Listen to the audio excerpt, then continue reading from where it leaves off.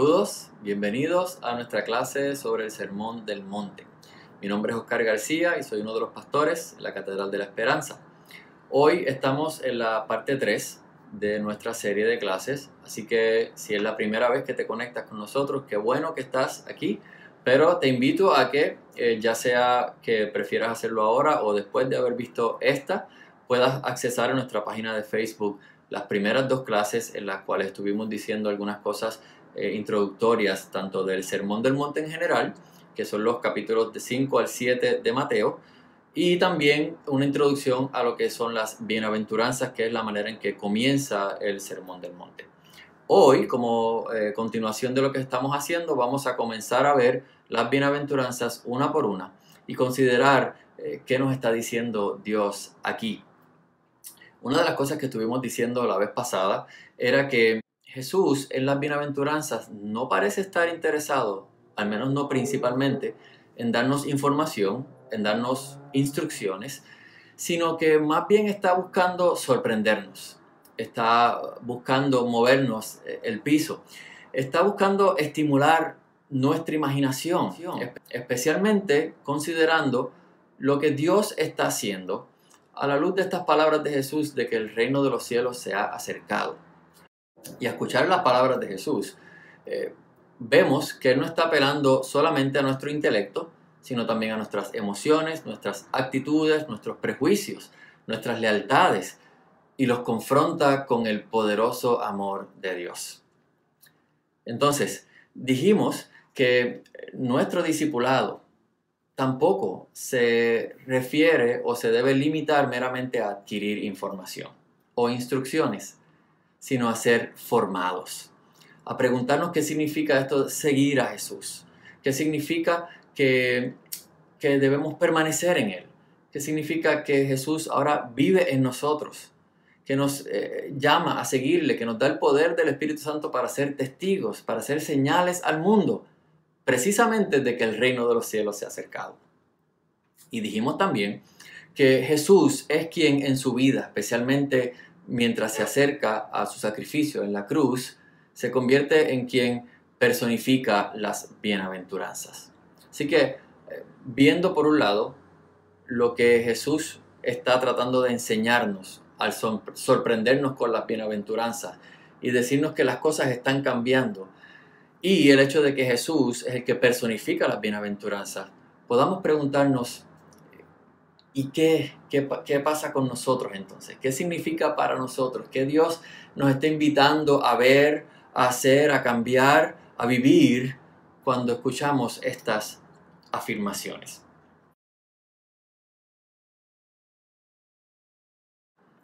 Dice, bienaventurados los pobres en espíritu, porque de ellos es el reino de los cielos. Una de las dificultades que tenemos de inmediato es esta frase, pobres en espíritu, porque parece combinar dos elementos que preferiríamos tenerlos por separado. Y nos gusta enfocarnos en los extremos. Bueno, ¿es uno o es la otra? ¿Se trata de pobres en el sentido material, económico, o estamos hablando de algo estrictamente espiritual? Y se ha escrito, se ha debatido mucho acerca de ambas posturas, pero para nuestros propósitos queremos verlo tal y como está en el texto. Combinados estos dos elementos, porque pensamos que si están así es que Jesús, de la manera en que lo estaba enseñando en este momento, estaba combinando ambas. Y creo que es interesante considerar cómo una puede informar a la otra, cómo puede haber esta relación entre considerar la dependencia espiritual y la necesidad económica a la vez, y no necesariamente verlas como dos cosas completamente separadas. De hecho, en otros contextos Jesús sí se refiere específicamente a los pobres y habla en otros momentos de asuntos particularmente espirituales. Pero aquí tenemos la frase así y queremos verla tal y como la tenemos, en una sola expresión. Y creo que podemos ver que en aquel momento, nos estamos tratando de poner en tiempo y espacio allí en Israel, en aquel momento cuando Jesús está diciendo estas cosas, para sus oyentes era probable que una persona que tuviera prosperidad económica, material, y a la vez fuera una persona con autoridad espiritual, ya fuera un maestro de la ley, un sacerdote, alguien con una autoridad espiritual, un puesto, de esta manera, alguien que tuviera ambas cosas, a todas luces era alguien que merecía la estima de los demás, el respeto de los demás. Definitivamente era alguien que estaba ganando en la vida, como diríamos. Está muy bien, el favor de Dios está sobre esa persona, no queda dudas. Así que podríamos ver, si consideramos esto, que Jesús está tal vez exagerando, trayendo una imagen diametralmente opuesta a la que esperaríamos es alguien bendecido o dichoso. Y Jesús creo que nos está dejando ver que aquellos que son los ganadores o los primeros en el mundo, eso no se traduce a ser ganador o de los primeros en el reino de Dios. Otra vez, sorprendernos. En un mundo en el que lo que eres es lo que te define, lo que tienes, ya sea materialmente, económicamente, o preparación, tus estudios, tu trabajo, lo que fuera. Jesús lanza una visión de bendición, de florecimiento, del favor de Dios a aquellos que el mundo los define por lo que no tienen, los pobres en espíritu. En el reino de Dios estos son afortunados, porque al no tener nada, lo tienen todo.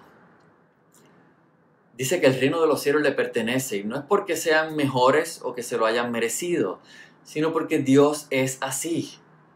Dios ha decidido hacer algo distinto a lo que el mundo pensaba que haría. El reino de Dios, que diga que el reino de Dios les pertenece, está describiendo la grandeza, lo completo de esta bendición de Dios sobre estos. Desde el punto de vista espiritual podríamos mencionar que Jesús está diciendo, dichosos, Dios bendice a aquellos que no lo tienen claro todo, que no son expertos en los asuntos espirituales. Felices los que tienen dudas y son honestos, a los que tienen preguntas, pobres en espíritu, los que tienen suficiente humildad para no operar desde un sentido de orgullo, los que reconocen su dependencia de Dios, los que se orientan hacia otros, hacia Dios y no hacia sí mismos. El pastor Rich Villodas dice que el pobre en espíritu es aquel que reconoce que no tiene nada que probar, nada que proteger y nada que poseer. Ahora, ¿cómo Jesús es el pobre en espíritu? Parece de momento como ofensivo. ¿Cómo puede ser posible que Jesús sea el pobre en espíritu? Bueno, Pablo en Filipenses 2 nos da un cuadro de la encarnación cuando dice que Jesús no tomó el ser igual a Dios como cosa que aferrarse, sino que se despojó. En el griego literalmente significa se vació. Se hizo pobre. Se puso en una posición de desventaja. Sufrió bajo un imperio opresor. Fue perseguido, fue injustamente acusado, fue asesinado como un criminal. Jesús se convierte en el pobre en espíritu, por decisión propia. Ahora, ¿qué significa esto para nosotros? Podríamos preguntarnos entonces, ¿qué es lo que buscamos poseer? ¿Qué es lo que anhelamos ganar y tener? Porque nos da valor, porque nos da dignidad, porque nos da estatus, nos da seguridad. ¿De qué manera vivimos tratando de probar lo que somos o lo que merecemos? ¿Qué cosas tratamos de proteger a toda costa? Y nos sentiríamos que si las perdemos, lo perdemos todo. ¿Cuántos reconocemos nuestra verdadera necesidad y dependencia de Dios? Porque es fácil Es fácil cuando tenemos todas las cosas, o por lo menos muchas de las cosas que anhelamos. Es fácil decir que Jesús es lo único que poseemos. La pregunta sería, aun cuando perdamos todas aquellas cosas que tenemos, ¿diríamos lo mismo? ¿Veríamos a Jesús realmente como nuestra única posesión y más grande posesión? Hay algo del pobre en espíritu que le permite ver la realidad más completa. Porque no solo ve su propia necesidad, sino que se regocija, porque aunque no tenga nada de lo que el mundo valora, aunque no sea de los ganadores de acuerdo a los criterios del mundo, el reino de los cielos es su único tesoro. Jesús realmente es su única posesión. Y por eso son bienaventurados y dichosos.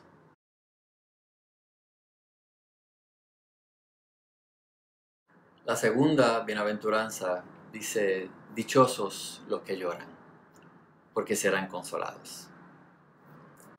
Antes que nada, permítanme afirmar que Jesús no está diciendo aquí, no lloren. Miren el lado positivo. Otros están peor.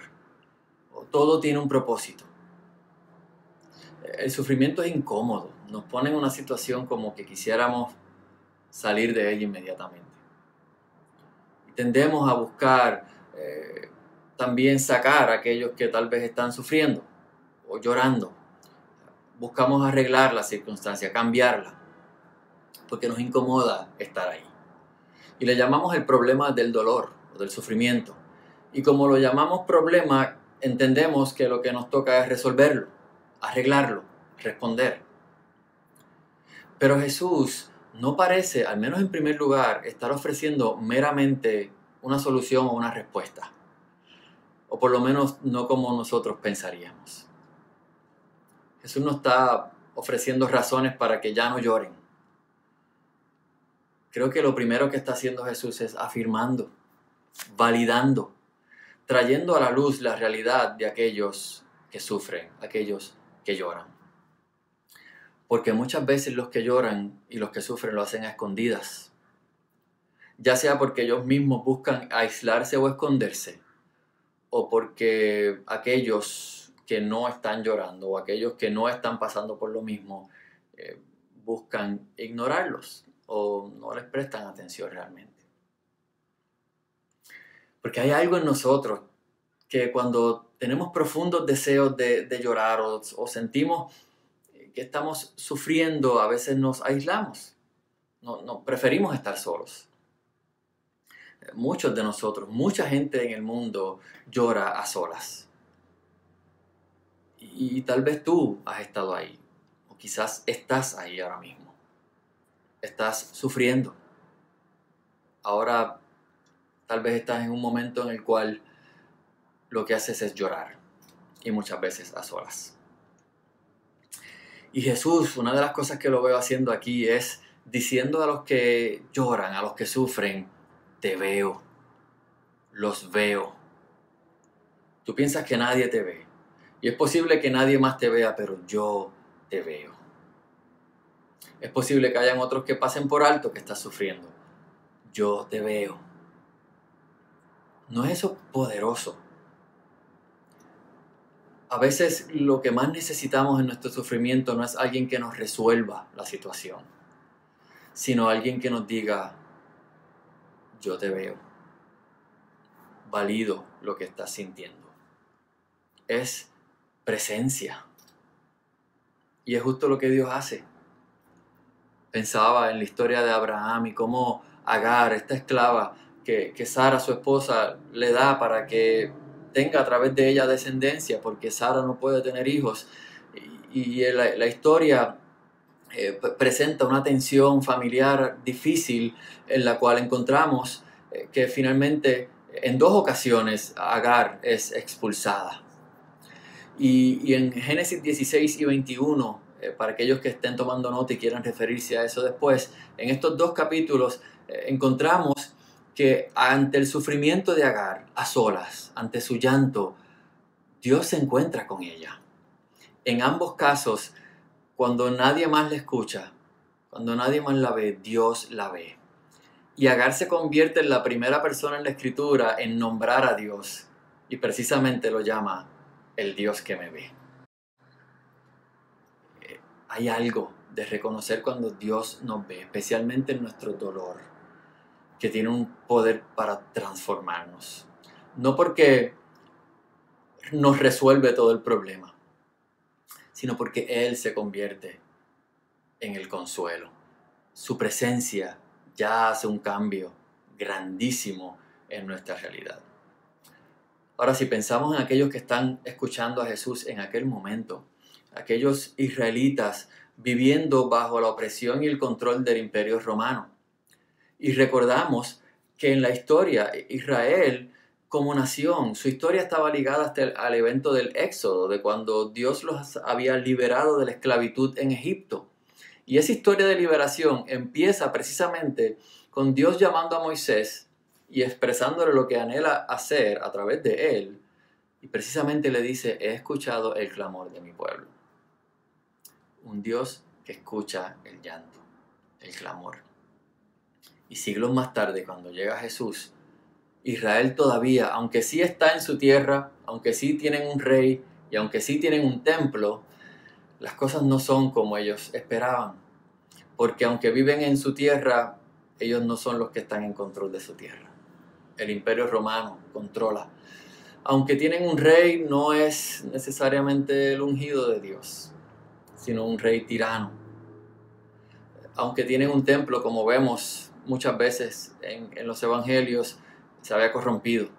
Ya no era aquella señal de la presencia de Dios en medio de su pueblo, que era lo que había pretendido ser.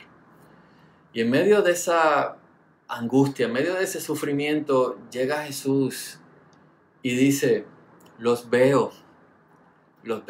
Aquellos que lloran, aquellos que anhelan que Dios cumpla sus promesas y están esperando con ansias, aquellos que lloran a solas, los veo. Y es en ese contexto que Él lanza esta visión de la vida en el reino de Dios y pronuncia palabras de esperanza, precisamente para aquellos que lloran. Pero el llanto o el sufrimiento también lo vemos en las situaciones cotidianas de cada uno. El llanto ante la injusticia sufrida, ante el sueño incumplido, ante el embarazo perdido, ante la traición de aquellos más cercanos, ante la necesidad no suplida, ante el abuso, ante la violencia. El llanto de ser ignorado o ignorada, marginado, de no ser tomado en cuenta. El dolor de no ser escuchado o de sentir que nadie me ve. Y Jesús, lejos de identificarse con esos líderes poderosos, lejos de identificarse con aquellos que parecían ser los ganadores, los que ríen ante su abundancia, ante su ganancia, ante su poder, ante los que hacen fiestas, Jesús se identifica con los que lloran. Amy Jill Levin dice que Dios se identifica con el misterio inexplicable de por qué cosas malas le pasan a gente buena, más que proveernos respuestas fáciles. Y más adelante ella dice, porque un corazón que sabe lamentar es un corazón que sabe amar. Dios se identifica con aquellos que están acostumbrados al lamento, porque Dios es, como se nos dice de la persona de Jesús, experimentado en quebranto. Dios se identifica con aquellos que sufren. Y parte de la bendición a aquellos que lloran es que no todos pueden hacerlo. No todos se dan el permiso, no todos saben llorar y lamentarse. Así que el poder hacerlo, el tener permiso para hacerlo, ya es una bendición. Jesús viene y se convierte a ser ese siervo sufriente del que habló el profeta Isaías. Viene a ser uno que conoce el sufrimiento, que llora ante la tumba de Lázaro, que llora ante la realidad de lo lejos que está Jerusalén del sueño de Dios, y llora también ante su propia realidad de lo que tendría que enfrentar. Jesús se convierte en el que llora también, en el que está en necesidad de consuelo. Jesús no viene a tirar un manto de azúcar sobre el llanto o sobre el sufrimiento.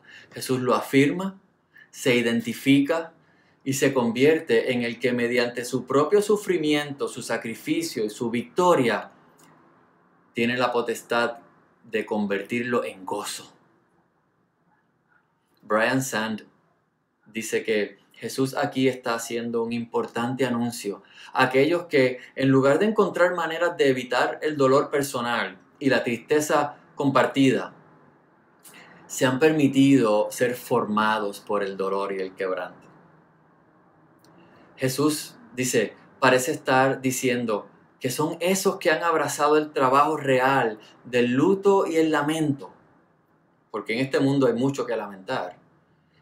Son esos los que encontrarán profundo consuelo en el reino de Dios. Así que somos invitados a nombrar nuestro dolor, nuestro lamento, a traerlo a Dios, a una comunidad, a reconocer que Dios nos ve en medio de nuestro dolor. Pero nos confronta entonces con la pregunta, del otro lado, ¿vemos nosotros a los que lloran? Dios los ve, eso queda claro. Así que recibimos eso de parte de Dios. Pero ¿y nosotros? ¿Vemos a los que lloran? Después de todo hemos dicho que el reino de Dios es una invitación que Dios nos da a participar de él. Es acción de Dios y Él nos invita a ser parte. Así que somos llamados a ser aquellos también que consuelan, que escuchan, que ven a los que lloran. No solo que tratamos de resolver la situación o quitar el dolor, sino que estamos presentes, que lloramos con los que lloran. Y en ese proceso somos todos consolados. Compartimos en el dolor de otros y a su vez en el misterio de lo que Dios hace, compartimos también su consuelo. Y somos consolados porque en el centro de nuestra fe está el sufrimiento de Jesús en la cruz, su muerte, pero también la resurrección. La afirmación de que no termina allí, no termina en llanto. La tristeza, el sufrimiento, el dolor, la muerte no es la última palabra, sino que la vida, la resurrección, la esperanza, este nuevo gozo, esa es la última palabra. Así que bienaventurados los que lloran, porque serán consolados. Con esto terminamos por hoy, luego de haber visto estas primeras dos bienaventuranzas. La próxima clase, el próximo martes, estaremos entonces continuando con la tercera y así iremos poco a poco viendo cada una de estas. Así que les invitamos a que sigan leyendo detenidamente las bienaventuranzas, sigan pensando, sigan considerando lo que Dios nos está diciendo aquí y que recuerden que pueden enviar sus preguntas o comentarios a el correo electrónico cadespr@gmail.com y ya pronto estaremos teniendo una sesión interactiva donde podremos responder algunas de las preguntas, escuchar sus comentarios y tener un tiempo juntos de pensar en lo que hemos estado escuchando. Así que Dios les bendiga y nos vemos próximo martes a las 7 de la noche.